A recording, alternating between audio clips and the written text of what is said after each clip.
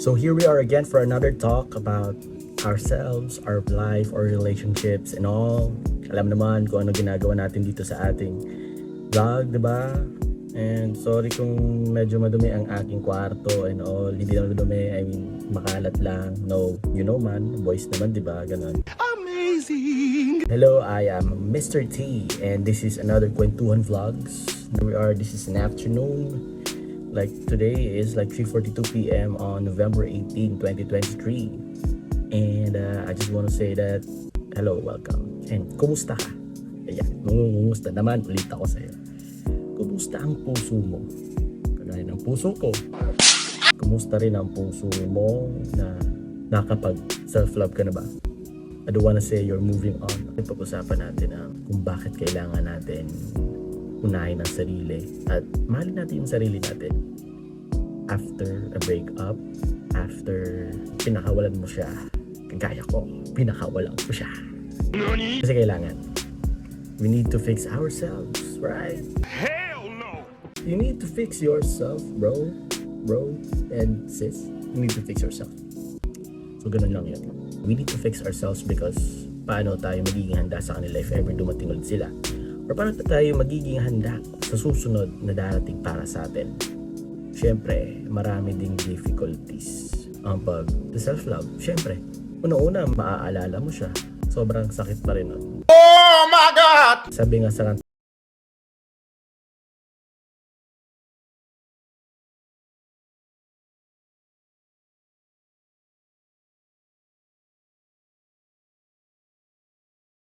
here, Brian, wala na may ibang pwedeng magawa kundi time will tell kung kailan ka makakapag-move on. And that's rough.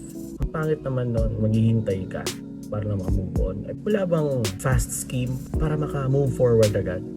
Yung difficulties ng pag-self-love hindi natin alam. Very random kasi ng time. Wala siyang specific date kung kailan ka agad makaka-move on. Depende doon sa deep and gravity or experience mo doon sa ex mo or doon sa ka-situationship mo. About situationship, hindi ako naniniwala sa situationship. Situationship, my God. Depende yan Kung ayaw sa'yo ng tao, wala. Ayaw sa'yo, kaya no. Ba? That's the difficulties of moving forward, of loving yourself. Pero I already come up with a solution. Gusto kong ipakita sa inyo itong aking solution para magkaroon ng fast face ang self-love. Para makaalis na tayo sa sitwasyon na to. Ang hirap kasi pag hindi ka nakaka-move on, hindi ka nakakapag-function well, hindi ka nakakatulog ng maayos. Parati mo na lang siya iniisip. Ang hirap, no? I come up with a solution and this is the solution. And this is my roadmap to self-love. Tingnan nyo na maigi. I have 5 solutions here.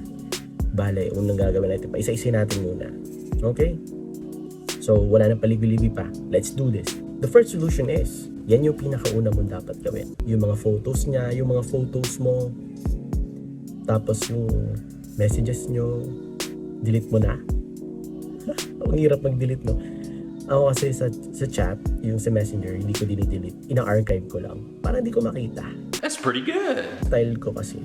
Kuha ako ng isang folder sa Google Drive ko. In-upload ko lahat doon mga photos. Nandun lahat.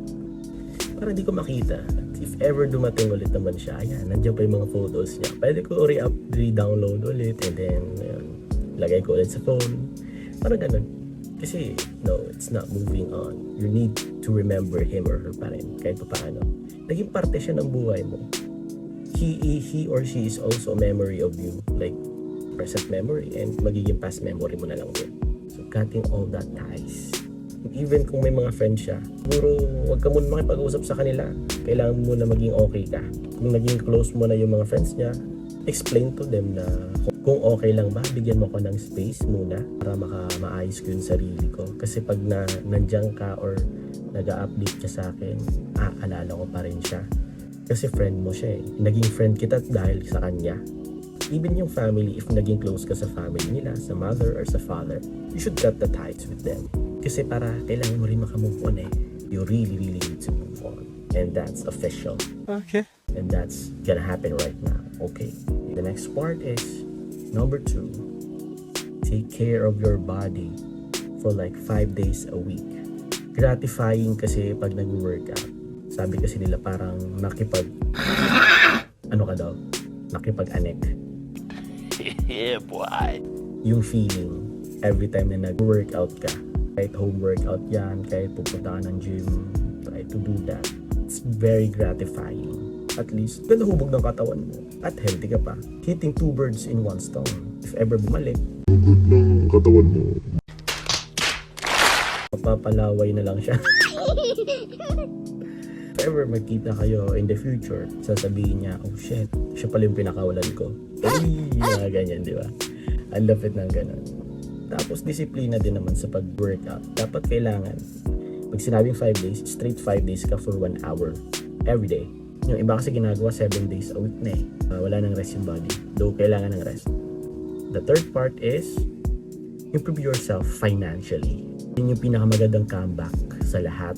Improve yourself financially. We need money. Money is not everything, but money can solve many things. Wow, naisip ko yun ah. Kasi kailangan natin ng pera. At least kahit paano, o kung gusto mo umiyak, pag-break ulit sa'yo kung sino yung naging boyfriend or girlfriend mo, at least sa sports car ka umiiyak. Hindi ka sa tricycle o sa jeep. Sinabi ko na yun sa last vlog eh. Or sabihin natin, you're trying to love yourself, you can go to other countries. Doon ka mag-self-love. Doon mo ilabas lahat ng hinaing. Iwan mo lahat ng problems. Iwan mo lahat ng mga bad experience mo doon. Para at least pagbalik mo dito, you're okay. At least kakaibang self-love yun. Kesa naman punta ka lang ng dito lang yung malapit. Though minsan kasi maganda talaga sa ibang bansa. Kasi at least hindi walang nakakakilala sa'yo. I think you need to try to meet people. But don't flirt with them. Like talking with them naman na is you have this experience na ganito yung nangyayari sa'yo. Kasi minsan magandang may kausap ka na naiintindihan ka sa pinagdadaanan mo ngayon. Pero wag mong gawing rebound. Wag mong gawing rebound. Mali yun. And it's not good. Gawin mong friend. At least you have that friend na ito. At maganda pa, ibang bansa. Sabihin natin nagkaroon ka ng friend na Kano or French or ano pa man yan. Mexicano. O ganyan, di ba? Di ba? Hey friend, like this, I am moving on. Not moving on. I am self-in love. Kung gusto mo, sa India ka mag self-love. Oh my God! Mekos-mekos na yan, kaibigan. Insan! Mekos-mekos na yan. Sarap naman na niyo, Insan. Stop it. Get some help. Kung sa work man, siguro para sa akin, okay din naman yung work.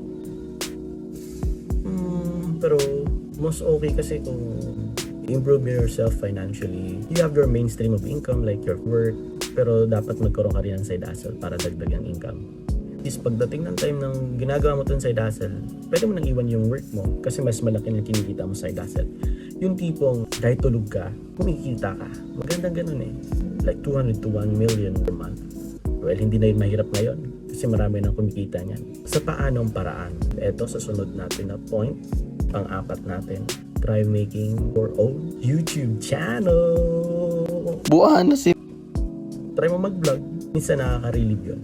I mean, hindi nakaka-relieve kasi minsan na ilalabas mo sa mga vlogs mo yon, kagaya ko. Ilalabas ko sa vlogs ko, mas maganda yun. Tapos, what if kumita ka? Kumita ka dahil dun sa mga nangyari, mga past experience mo.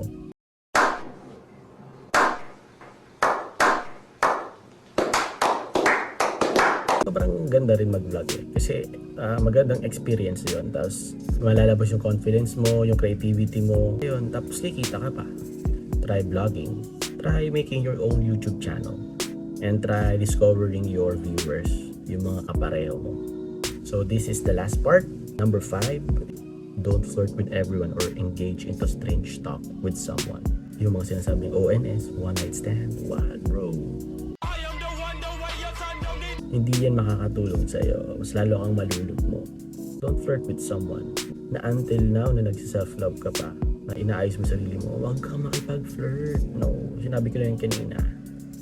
Kaya ito yung pinaka-last kasi yun yung pinaka-mahirap gawin. Pero may mga exceptions din yan. Ano yung mga exceptions? Mali mo, ito talaga yung tindahan sa'yo.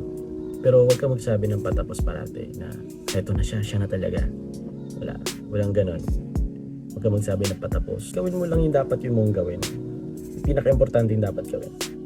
Kasi sa akin, pinaka-importante is you need to grow financially and Kailangan mo rin ayusin yung physical appearance mo. Dapat pogi ka, dapat maganda ka. So, dapat ganun yung parati mong ginagawa. Isa-isay natin.